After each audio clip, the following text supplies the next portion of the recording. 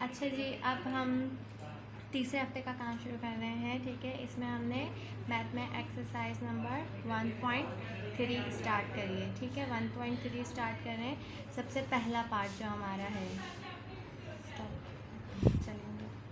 ठीक है, question number 1 हम लिख रही हूँ मैं यहाँ पे, आपको लिख के बताती हूँ। लिखा हुआ है इफ ए, ठीक है, ए के सेट दिए हुए हैं हमारे पास ए बी सी और डी। ठीक है, उसके बाद हमें बोल रहे हैं एंड बी, बी दिया हुआ है हमारे पास वाई और जेड।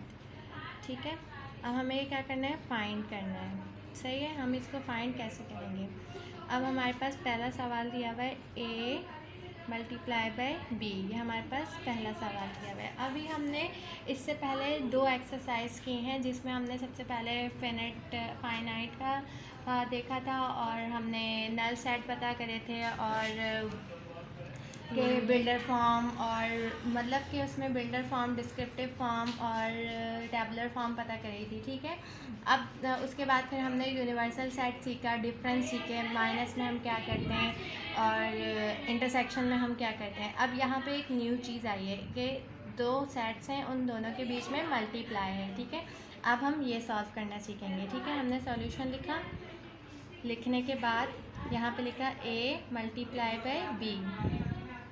ए हमारे पास, ए के एलिमेंट ये दिए हुए हैं हमारे पास, ए बी सी डी, बीच में मल्टीप्लाई का साइन है, यहाँ पे भी यही डालना है। उसके बाद बी के एलिमेंट है वाई और जेड, वाई जेड। ठीक है, अब हमने इसको मल्टीप्लाई करना है। मल्टीप्लाई करना इतना कोई मुश्किल काम नहीं है, हम ए को वाई से करेंगे, फिर ए को जेड से करेंगे। ठीक है, इसकी सीक्वेंस आप जैसे मर्जी रख सकते हैं, ये आप पे डिपेंड करता है। हमने ए लिखा, कॉमा डाला, फिर वाई। ठीक है, आपने ऐसे लिखना है, आपने दोनों को मिला कर नहीं लिखना है, ये गलत है। ठीक है, आपके नंबर कटेंगे।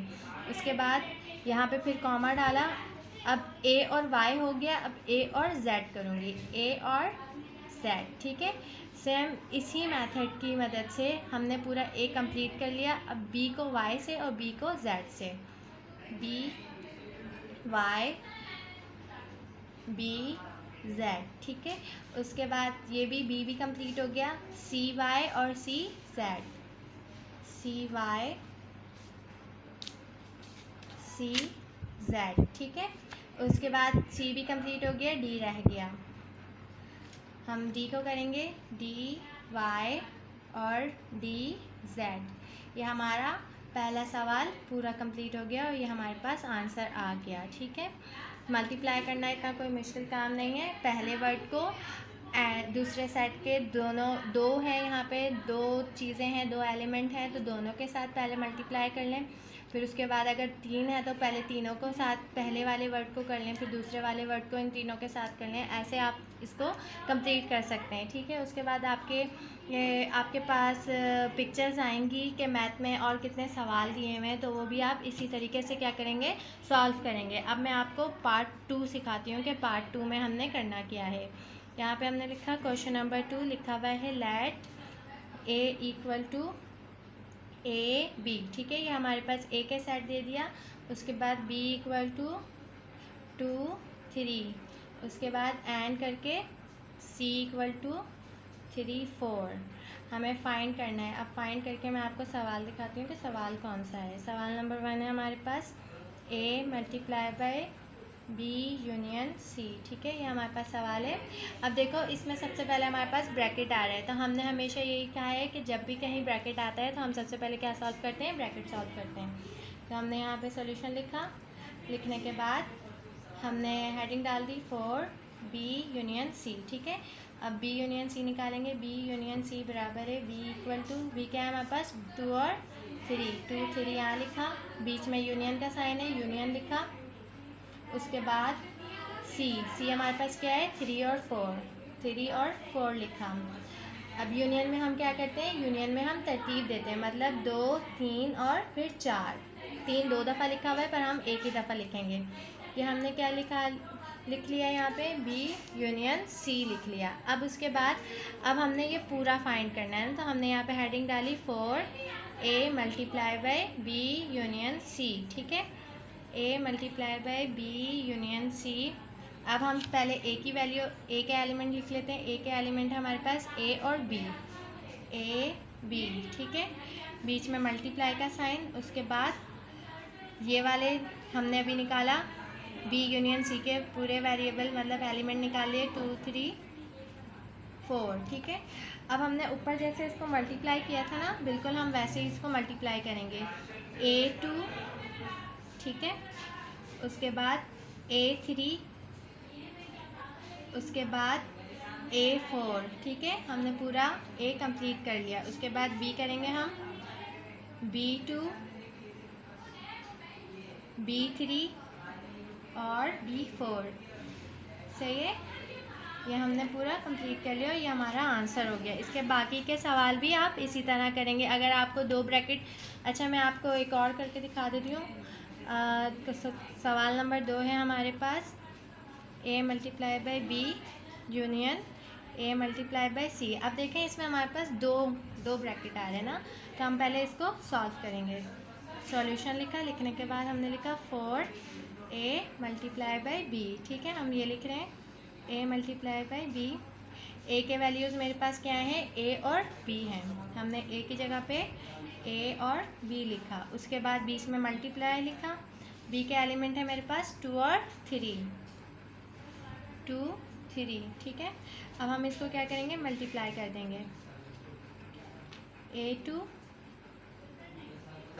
A3 B2 B3, ठीक है। हमने ये पूरा A मल्टीप्लाई बाई B कर लिया। अब A मल्टीप्लाई बाई C करेंगे। नेक्स्ट पेज पे मैं कर रही हूँ यहाँ पर 4A मल्टीप्लाई बाई C, ठीक है। यहाँ पे मैंने लिखा A मल्टीप्लाई बाई C। अब A के एलिमेंट हमें पता है A और B हैं, ठीक है। ये बंद किया, मल्टीप्लाई का साइन डाला। उसके बाद C के एलिमेंट हमारे पास यहाँ पे मौजूद है 3 और 4, ठीक है। यहाँ पे मैं वो लिख रही हूँ 3 और 4 लिखे मैंने। इसके बाद अब जैसे हमने उसमें मल्टीप्लाई किया था A3, उसके बाद ब्रैकेट बनाए, कॉमा डाला, फिर A4, सही है। अब वैसे ही करेंगे B3 और B4। अब देखें हमने A मल्टीप्लाई बाय B भी निकाल लिया और A मल्टीप्लाई बाय C भी निकाल लिया, ठीक है। उसके बाद अब जो है अब हम ये पूरा निकालेंगे। अब ये हम पूरा निकालेंगे, ठीक है। अब मैं मेन हेडिंग डालूंगी यहाँ पर 4A multiply by B, bracket डाले, उसके बाद बीच में साइन कौन सा है, यूनियन का, वो हम यहाँ डालेंगे।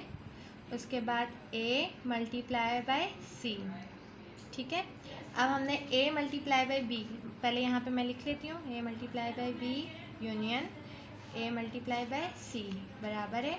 अब देखें पहले मैंने जो यहाँ पे निकाला A मल्टीप्लाई बाई B, क्या निकाला है, A2 A3 B2 B3, वो मैं यहाँ लिख लेती हूँ A2 A3, ठीक है। उसके बाद B2 B3, ठीक है, ये हो गया। उसके बाद ब्रैकेट बंद कर दिया क्योंकि ये हमारे A मल्टीप्लाई बाई B के एलिमेंट थे। उसके बाद यहाँ पे मेरे पास क्या है, यूनियन का साइन है, वो लगाया हमने। A मल्टीप्लाई बाई C, वो हमारे ये रहे A मल्टीप्लाई बाई C के पूरे एलिमेंट ऊपर हैं। A3, उसके बाद कॉमा डाला A4 B3 और B4, ठीक है। अब हमने यूनियन है तो यूनियन में हम क्या करते हैं, तरतीब देते हैं, तो वैसे ही करेंगे A2 A3 A3 A3 दो दफ़ा एक ही दफ़ा लिखेंगे, फिर A4 लिख देंगे कुछ इस तरीके से A2 A3, उसके बाद A4, ठीक है। अब हमारे पास B2 B3, यहाँ पे भी B3 दो दफ़ा है तो हम एक ही B3 लेंगे और फिर B4 लिख देंगे। B2 B3 और B4, ये हमारा आंसर कंप्लीट हो गया है, ठीक है। अब ये आपने पूरी एक्सरसाइज कर लेनी है, ठीक है। इसके आगे के सवाल आप खुद करेंगे, बाकी बस अल्लाह हाफ़िज़।